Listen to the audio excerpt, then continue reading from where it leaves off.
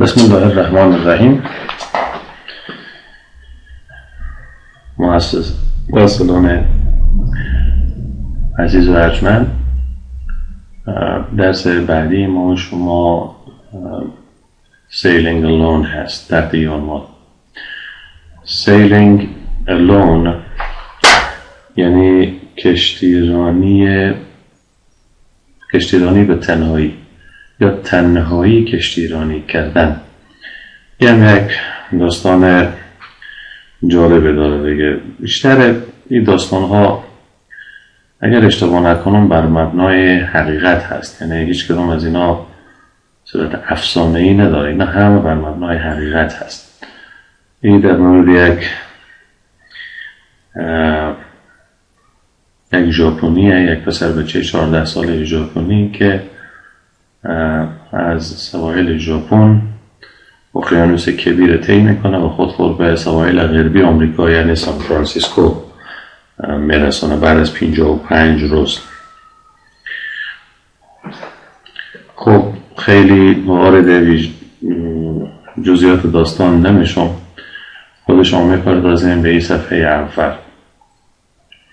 طبق معمول نمو کلمات اصلی، کلماتی که مایه برای ما و شما بفهمونه و یاد بده و روی از اینا تأکید بیشتری بکنه به خاطر اهمیت و سزایی که دارن. اونا بیرون نوشته کرده و به شکل لیست یا فهرست بزیجی برای ما و شما بیاورده. البته هیچ کدوم از اینا ترجمه نمیکنه چون که کتاب کاملا کتاب انگلیسی هست. خب این کلمات از alone شروع میشه. alone یعنی تنها یا به تنهایی. alone alone alone. August August August یعنی ماه آگوست. البته ماه آگوست ماه‌های سال، روزهای هفته همه به زبان انگلیسی همیشه با حرف بزرگ نوشته میشه. خب به زنجیری نباید یه حرف اول حرف کوچیک می نوشتی، هم فکر کنم از اشتباهات تایپی کتابه. خب بعدی boat boat boat یعنی قایق. communicate communicate communicate معنای ارتباط برقرار کردن یا ارتباط گرفتن. contact contact contact یعنی تماس گرفتن.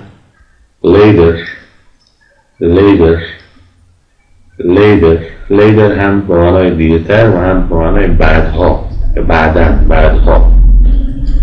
navigation navigation navigation یعنی جهت یابی.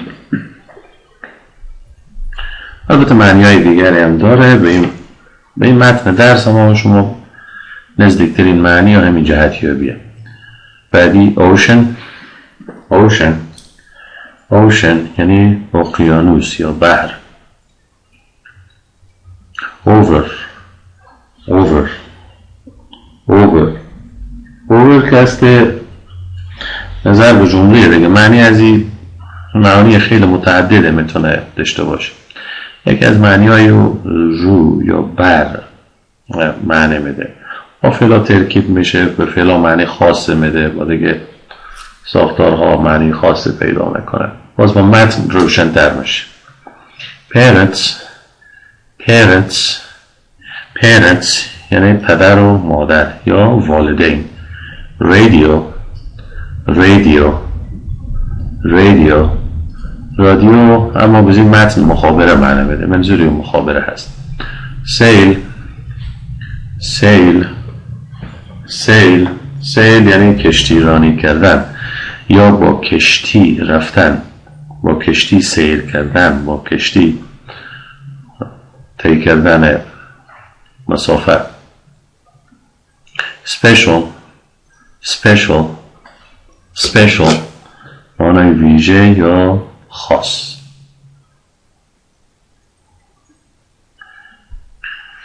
خب حالا میپردازیم خود شما به متن درس.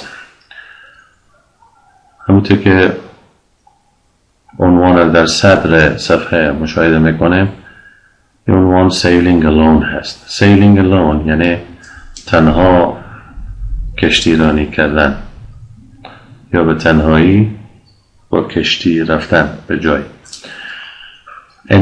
من بار اول به معمول میخونم و ترجمه نمیکنم، فقط گوش کنم. In 1996,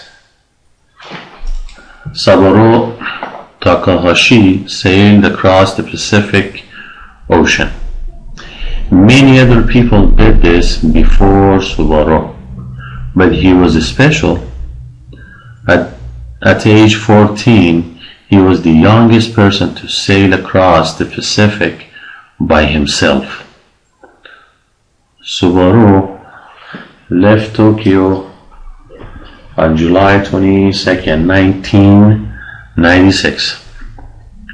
His boat was 30 feet long. In the boat, he had a 2-month supply of food and water. He also had a radio and other modern equipment for sailing. The beginning of the trip went very well. Subaru often talked to his parents by radio. He didn't have any problems with his boat. Then on August 11, the engine in his boat quit. Suddenly, Subaru was without electricity. This affected his navigation equipment. Then 5 days later, his radio quit. Now he wasn't able to communicate with anyone, and he was still 2,770 miles away from his destination, San Francisco. By the end of August, many people believed that Subaru was lost. No one was able to contact him by radio. His parents expected him to arrive in San Francisco on September 3, but he didn't.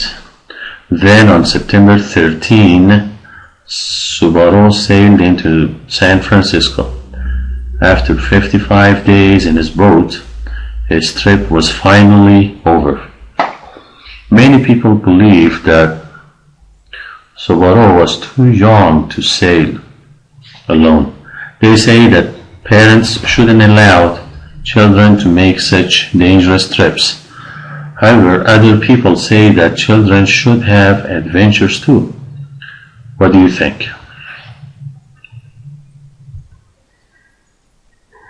خب این بار متن همراه با ترجمه میخونیم. حالا شما هر جمله طبق معمول 2 بار ترجمه میکنم. In 1996 در 1996 Subaru Takahashi sailed across the Pacific Ocean. Subaru Takahashi عرض اقیانوس آرام را با کشتی یا قایق پیمود. Subaru Takahashi sailed across the Pacific Ocean. Subaru Takahashi عرض اقیانوس آرام را با قایق یا کشتی پیمود یا طی کرد. Many other people did this before Subaru. بسیاری از افراد قبل از او نیز این کار را کرده بودند. Many other people did this before Subaru. قبل از سوبارو نیز بسیاری از افراد این کار را کرده بودند. But he was special. اما او یعنی سوبارو از آنها یعنی بقیه افراد متمایز بود. But he was special. اما او خاص یا ویژه بود. At age 14, he was the youngest person to sail across the Pacific by himself. در سن 14 سالگی او جوانترین شخصی بود که عرض اقیانوس آرام را به تنهایی پیموده بود. At age 14 در سن 14 سالگی he was the youngest person او جوانترین فردی بود که to sail across the Pacific by himself که عرض اقیانوس آرام را به تنهایی پیمود. by himself اینجا یعنی alone یعنی به تنهایی. Subaru left Tokyo on July 22nd, 1996. Subaru توکیو را در 22 جولای 1996 ترک کرد. Subaru left Tokyo on July 22nd, 1996. Subaru توکیو را در 22 1996 ترک کرد. His boat was 30 feet long. قایق او 30 فوت طول داشت. His boat was 30 feet long. قایق او 30 فوت یا 30 پا طول داشت. 30 فوت هر 3 فوت معادل تقریبا 1 متره. پس 30 که تقسیم 30 که تقسیم 10 بکنیم تقریبا 30 که تقسیم 3 بکنیم میشه همون 10 متر یعنی قایق رو 10 متر طول داشته. In the boat در قایق he had a 2-month supply of food and water. او به اندازه 2 ماه آب و غذا داشت. He had a 2-month supply of food and water. او به اندازه 2 ماه آب و غذا داشت. He also had a radio and other modern equipment for sailing. او همچنین یک مخابره داشت به همراه سایر تجهیزات مدرن جهت کشتیرانی. He also had a radio and other modern equipment for sailing. او همچنین داشت یک مخابره و سایر تجهیزات مدرن جهت کشتیرانی. The beginning of the trip went very well. آغاز سفر بسیار خوب بود. The beginning of the trip went very well. آغاز سفر بسیار خوب بود. Subaru often talked to his parents by radio. Subaru غالب اوقات یا بیشتر اوقات صحبت میکرد با پدرش از طریق مخابره. Subaru often talked to his parents by radio. Subaru بیشتر وقتا صحبت میکرد با والدینش از طریق مخابره. He didn't have any problems with his boat. او هیچ مشکلی نداشت در قایقش. He didn't have any problems with his boat. یا او هیچ مشکلی نداشت از ناحیه قایقش. Then on August 11 بعداً در 11 آگوست Then on August 11 بعداً در 11 آگوست the engine in his boat quit. انجین قایقش از کار افتاد.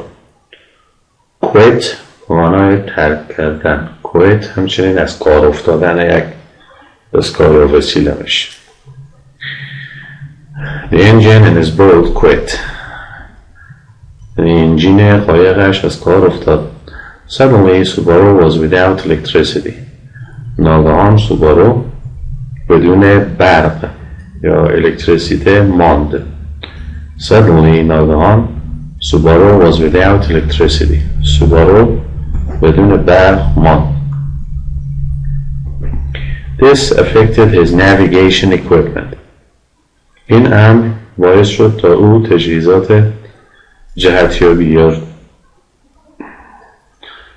راهیابی خود را از دست بدهد. یا به این امر بعد تجهیزات راهیابی یا جهتیابی او تأثیر گذاشت. affect یعنی تأثیر گذاشتن. then 5 days later بعداً 5 روز بعد then 5 days later بعداً 5 روز بعد his radio quit مخابره او از کار افتاد. his radio quit مخابره او از کار افتاد. now he wasn't able to communicate with anyone حالا او قادر نبود که با هیچ کس در تماس شد. now he wasn't able to communicate with anyone نه حالا او قادر نبود که با کسی ارتباط برقرار کند. and he was still 2,770 miles away from his destination San Francisco و او هنوز 2,770 مایل از مقصد خود یعنی سان فرانسیسکو دور بود. and he was still 2,770 miles away from his destination San Francisco و او هنوز 2,770 مایل دور بود از مقصدش سان فرانسیسکو. by the end of August تا آخر آگوست by the end of August تا آخر ماه آگوست many people believed that بسیاری از مردم فکر می‌کردند که many people believed that یا بسیاری از مردم معتقد بودند که that Subaru was lost که سوبارو گم شده. that Subaru was lost که سوبارو گم شده.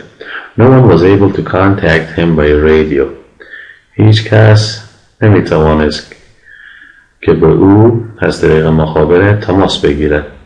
no one was able to contact him by radio هیچ کس نمیتوانست با او از طریق مخابره تماس بگیرد. his parents expected him to arrive in San Francisco